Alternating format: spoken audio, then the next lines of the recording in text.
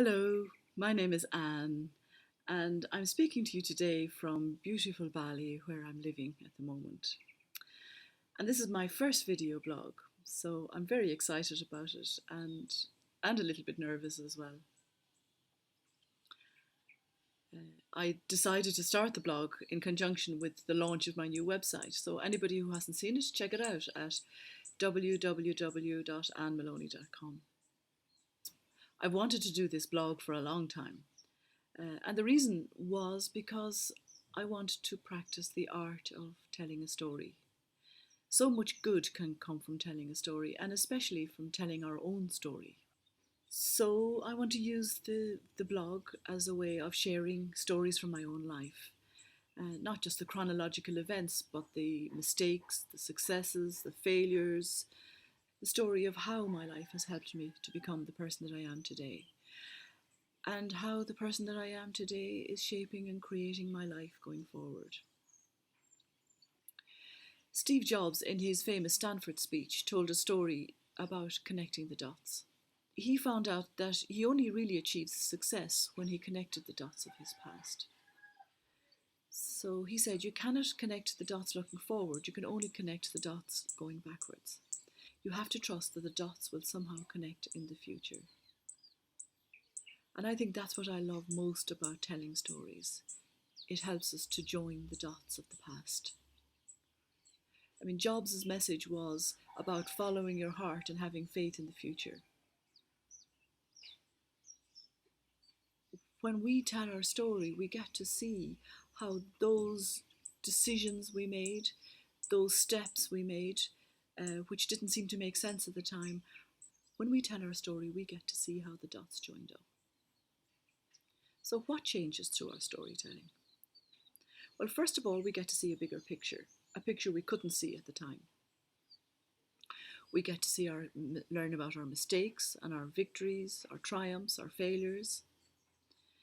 But we also get to see the strengths and the resources and the passions and the wisdom that was there all along, but we couldn't actually see it at the time. And we get to see how everything in our life is actually joined up, not just a random series of events that we sometimes feel we have no control over.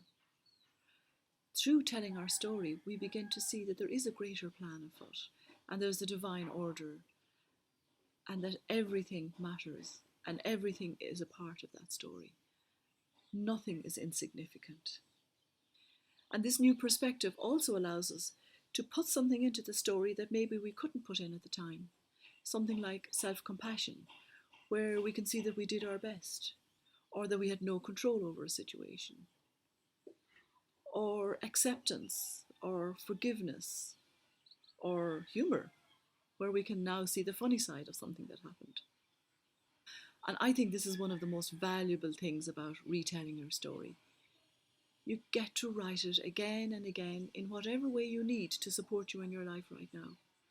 It all depends on how we choose to look on it. And of course, every good story needs an audience.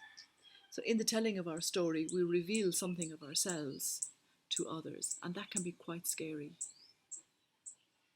Allowing ourselves to be vulnerable and open, and maybe allowing people to see us in a way that they haven't seen us before.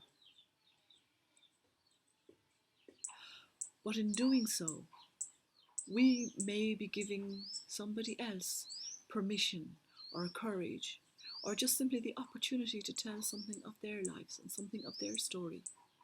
And so one story leads to another and leads to another. And we all become part of a community of storytellers. And so that's why I want to do this blog. I see it as part of a daily practice. And I'd love it to be a conversation. So I'd really love to hear from you, to hear your feedback, your comments, your questions, and your stories. So if you enjoy this, please go onto my website and sign up for my newsletter. And I'm looking forward to the next time. So see you then.